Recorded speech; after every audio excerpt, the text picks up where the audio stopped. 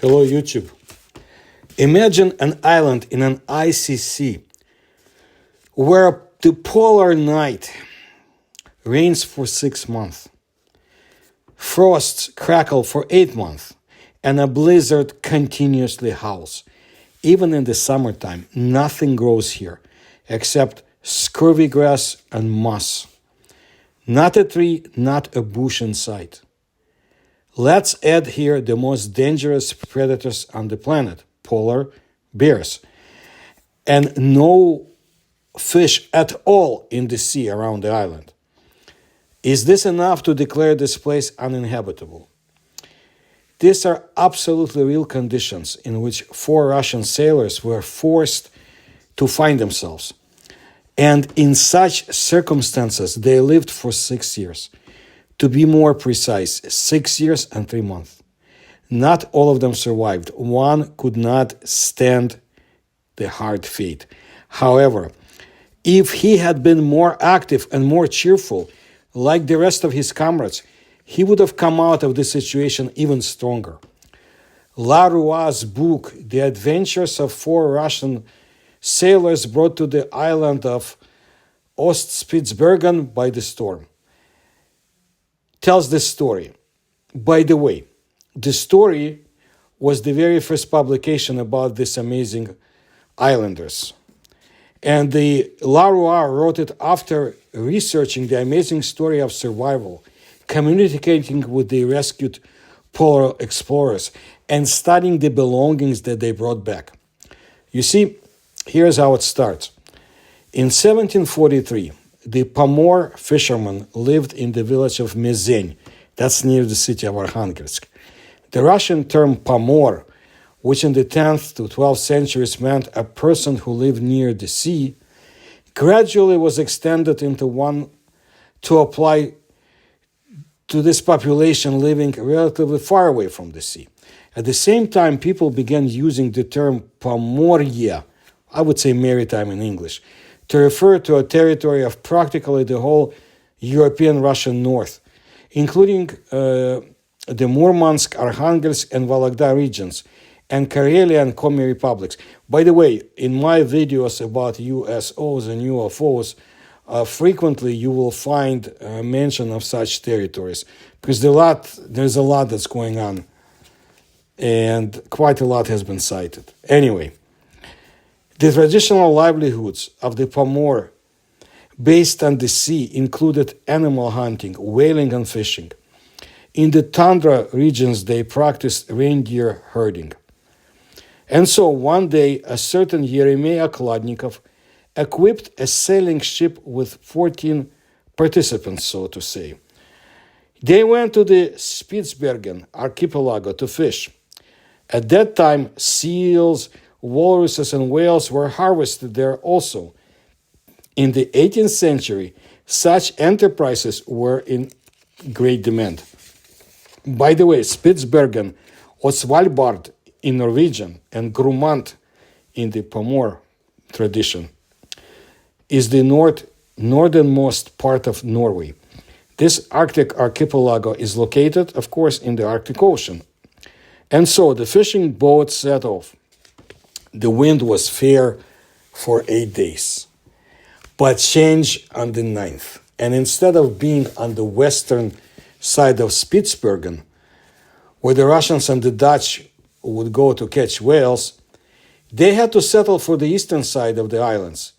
So they began to move on. But when there were only 3 versts, I would say about 4 kilometers, left to the shore, the ship was firmly stuck in the ice. So what to do? Fortunately, the navigator remembered that once upon a time, the Mezeń residents were going to winter on this island, brought wood and built a hut near the shore. A fabulous coincidence that eventually saved the lives of those brave souls who were sent to the island for exploration. They didn't know then what kind of reward this bravery would bring them. The task of the Pomors was to find out whether the hut was intact and suitable for wintering. 4 men headed by 40-year-old Alexei Himkov, went on a reconnaissance mission. So let's call them scouts. He was accompanied by Ivan Himkov, who was 22 years old, Fyodor Virigin, 45 years old, and Stepan Sharapov, 47 years old. You couldn't take much with you to that island. After all, there was a difficult path ahead through the ice floes piled up from the shore. Imagine this. Therefore, they took with them a minimum, and here is the list: 1 axe, 4 knives, 1 gun with 12 charges, powder for 12 shots, 9 kilograms of flour, a small pot, tobacco in small quantities, and a flint. It was assumed that the reconnaissance would take no more than a day. They were lucky that they found that hut before the nightfall. It had a Russian stove without a chimney on which you could go to bed. Let me explain. A Russian stove is designed to retain heat for long periods of time. This is achieved by channeling the smoke and hot air produced by combustion through a complex labyrinth of passages, warming the bricks from which the stove is constructed. Besides its use for domestic heating, in winter people may sleep on top of the stove to keep warm. The large thermal mass and layered design, in many variants the hot flue is separated from the outer brick shell with a layer of sand or pebbles, ensure that the outer surface of the stove is safe to touch. It's really wonderful. I tried it many decades ago. Anyway, here the stove was small. As the hut was small too, damaged and old, but quite suitable for wintering. The delighted scouts lit the stove, had dinner, and went to bed listening to the howling wind. In the morning, they got up and went to the shore to make the rest of the crew happy, pick up food supplies, weapons, and other things. But when the scouts saw the sea, they froze in horror. In front of them was clear water without ice floes. A fierce storm swept away all the ice. Most likely, while moving, the storm destroyed the ship, destroying it along with all the sailors. An overnight stay on the shore saved the 4 fishermen from imminent death. On the other hand, this prospect of living on a deserted island in the icy region was hardly considered promising. However, there was nothing to do. They should have at least tried to survive. Therefore, first of all, the fishermen began preparing the dilapidated hut for the winter. They strengthened the cracks in the hut with moss. Fortunately, there is plenty of moss on the Arctic islands, and smeared the stove with clay. There was a question about the supply of firewood. After all, there were no trees on the northern islands.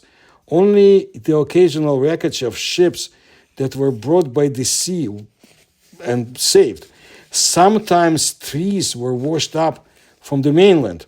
Next, it was necessary to think about the food supply. The gun, as you remember, had only 12 rounds. That is, to shoot without the right to make mistakes. Not missing, not making blunders. And the Pomors did not blunder in the literal sense.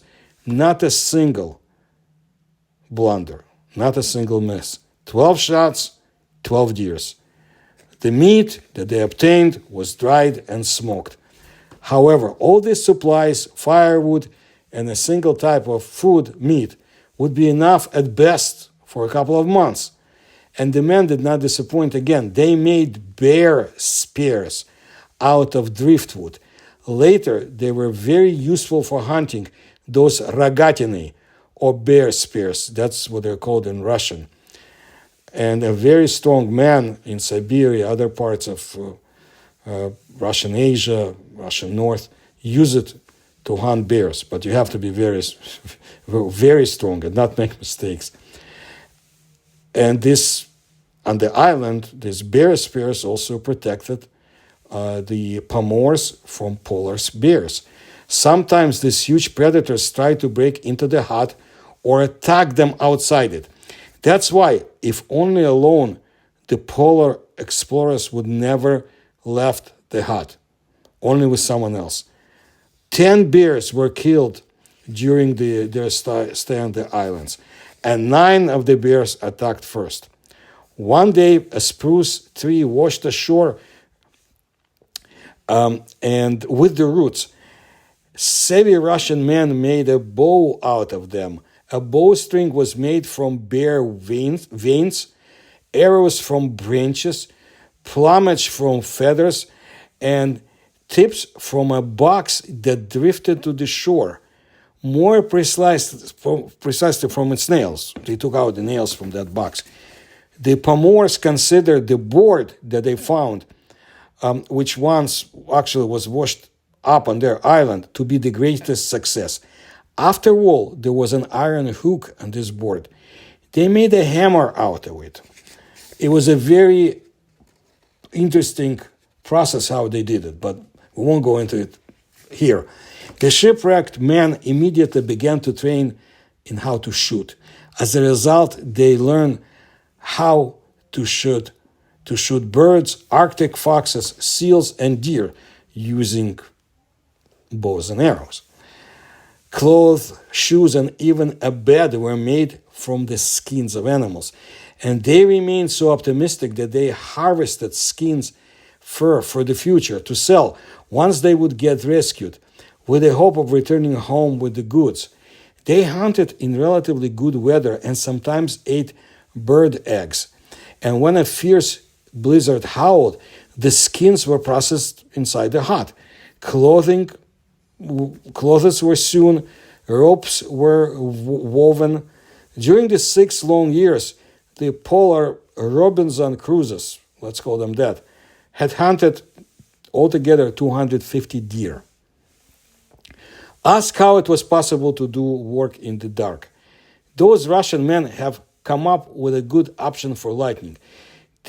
They learned how to make fat lamps, and eventually they donated all their shirts and trousers for this task because fabric was needed for the wick. Moreover, precious flour was sacrificed because it was diluted with water, then soaked pieces of clothing, and wrapped in homemade clay vessels in which fat was burned for light. Without this wrapping, even the well-baked clay was too porous. The melted fat would seep out. Our hands are not created for boredom, so goes an adage in Russia. So after a while, the polar explorers mastered blacksmithing. They found a ship's hook, used a large stone as an anvil, and made tongues out of deer antlers. Moreover, they learned how to make needles with ice. From what? Made of wire. And the threads were made from animal tendons. The Northern Robinson cruises kept a calendar. During the rescue, it turned out that they had been wrong in this calendar for only 2 days in 6 years. And this is despite the fact that during the long periods of polar nights, it is impossible to mark the beginning and end of the day. The sun just doesn't appear above the horizon. Somehow the shipwrecked men managed to keep Russian Christian Orthodox fasts. It is difficult to imagine what they could eat during such a period because there was no fish and they couldn't eat meat. In winter, a blizzard swept the hut up to the roof. Therefore, a special hole was made in the roof to be able to get out. It was especially difficult to endure the long polar night. Since the end of October, the sun disappeared and appeared somewhere near the horizon only in February, and only from April it began to rise and set in early August. It only loomed on the horizon again. It is a curious fact that in all 6 years, hail had passed there only once. So the unwilling polar explorers had never had any fleas or lice while on the island, although this phenomenon was very common in those days among the commoners. For example, upon returning home, nasty insects still overpowered the rescued sailors. I also wondered why the sailors did not fish if they lived near the sea. That would be such a good variety of food. But it turned out that there were no fish in the sea waters around the island at all. What helped the polar explorers survive? First of all, constant movement. They were continuously busy, walking tens of kilometers a day hunting. Also, the pickled Arctic grass. It saved them from vitamin deficiency and scurvy. In the summer, they ate it raw. They also had to drink warm deer blood and eat raw meat to prevent diseases. It sounds crazy, but it saved the northern Robinson Crusoes from death. By the way, apart from this grass, there was no other vegetation on the island except for moss. But the one of them who shined wild habits, so to say, unfortunately, died in the end. Fyodor Verigin refused to drink blood, could not eat grass, and lay a lot in the heated dwelling. Fyodor moved very little and felt ill with scurvy almost immediately. He was getting worse every year. Before the end, he could no longer even bring a spoon to his mouth, and 3 comrades fed him themselves. In the winter of 1748, he died of scurvy. They buried him in a deep hole in the snow. They didn't want the bears to get to the remains. The years passed. The Pomors had already stopped thinking about salvation. Little by little, they began to get used to living in such unusual conditions. Although they had already become, as they would say, real survivalists, having learned how to sew clothes and get food, homesickness hurt their hearts. Have they been forgotten? But still, a large bonfire was built on one of the nearby peaks, and a flint was always kept ready. But they weren't the only ones desperately waiting to be rescued. Alexei Himkov's wife, despite the persuasions of her relatives that everything was over, despite all the arguments, kept the fervent faith that her husband and comrades were alive. In 1747, 4 years later, Himkov's wife moved with her children to the city of Arkhangelsk. All these years, she had been desperately trying to persuade Okladnikov to send a ship to the island, but she didn't have the means to do it herself. In the spring of 1749, after learning that one of the seal hunting and fishing entrepreneurs was heading the same itinerary to the island of Bolshoy Brun, Alexei Himkov's wife persuaded him to look for the lost man on another island. Having promised, the interpreter did his business on the Big Brun, Big Bolshoy Island, and for several days sailed the sea around the proposed landing site. Autumn was coming, and fearing to be trapped by the ice, the command was given to leave for Arkhangelsk. But before that, it was decided to go around the cape that was visible ahead. While the ship was rounding the cape, the watchman saw smoke on the top. Everyone ran upstairs. Smoke billowed from the bonfire. And a few minutes later, 3 people in fur robes and long beards appeared. Fyodor's death had mentally crippled the survivors. They even began to lose hope that one day they would break out of this icy captivity. And suddenly, on August 15, 1749, they saw a sail in the sea. Well, the pre-prepared signal bonfires were immediately lit. The poor fellows were noticed, and a boat was sent from the ship to them. The Arctic trio was safely brought on board. Amos Kornilov was at the helm. He did not immediately recognize his acquaintances in such strange polar explorers wrapped in animal skins. People have changed so much. They have long been considered to be dead. The sailors did not believe that these were the same people who had lived on the island for 6 years and 3 months. After launching the boat, they wanted to pick them up right away. But that was not the case. The islanders refused to leave the island without their property. You see, during their sojourn, so to say, on the island, they accumulated 250 deer skins, 10 bear skins, and many Arctic foxes. There was no end to the questions. What did they eat? What did they need most of all? Most of all, they wanted to wash themselves, take the bath in the sauna. That's what the islanders answered with one voice. After all, for 6 years, they had nowhere to wash themselves. The rescued Pomors asked Kornilov to return home as soon as possible and give up fishing on this trip. And as compensation, they offered bear skins, Arctic fox furs, reindeer fat, bales of leather. Contrary to all ideas and expectations, the northern Robinson cruisers not only survived, but also became stronger and more resilient.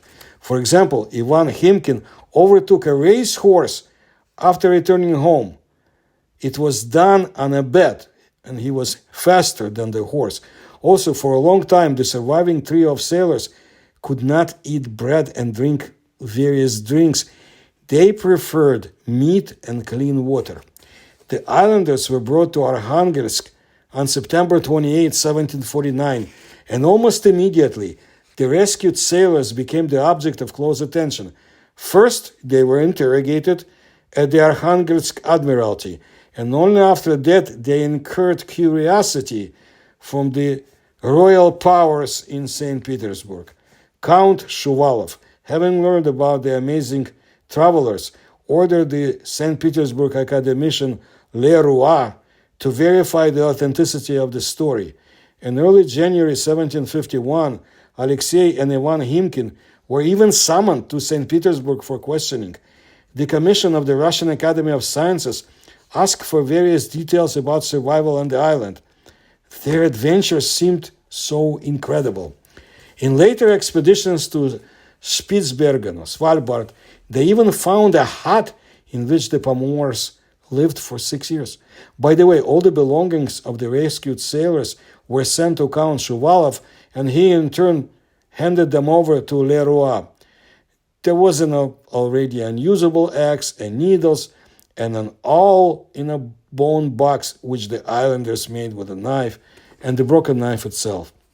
When all the facts were confirmed, in 1766 in St. Petersburg, they released the book The Adventures of Four Russian Sailors, brought to the island of Ostspitsbergen by the storm, where they lived for 6 years and 3 months. That was the title. The story was originally published in French, then it was translated into German, and only in 1772 into Russian. 6 long years of ice captivity fit in a few pages. Later, several more books were released, adult and children's fiction and documentary.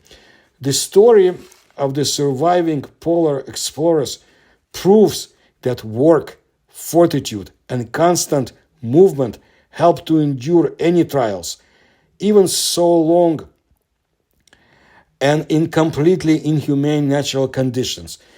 It is a pity that such interesting events were filmed only once in 1954 in the USSR. The motion movie was titled The Sea is Cold, Studeное море. How do you like this amazing story? Do you think the original Robinson cruiser could have lived in such conditions for at least a couple of days? I don't think so. This was no tropical island they survived on. This was the Arctic. But what happened to the ship that the Pomors were on in 1743? No one knows. So that's what I wanted to let you know today. Bring you this amazing story. I like to bring you stories about the Arctic. Of course, about different phenomena of that very interesting region of our planet that could become a point for future conflicts. But today I wanted to bring you this story.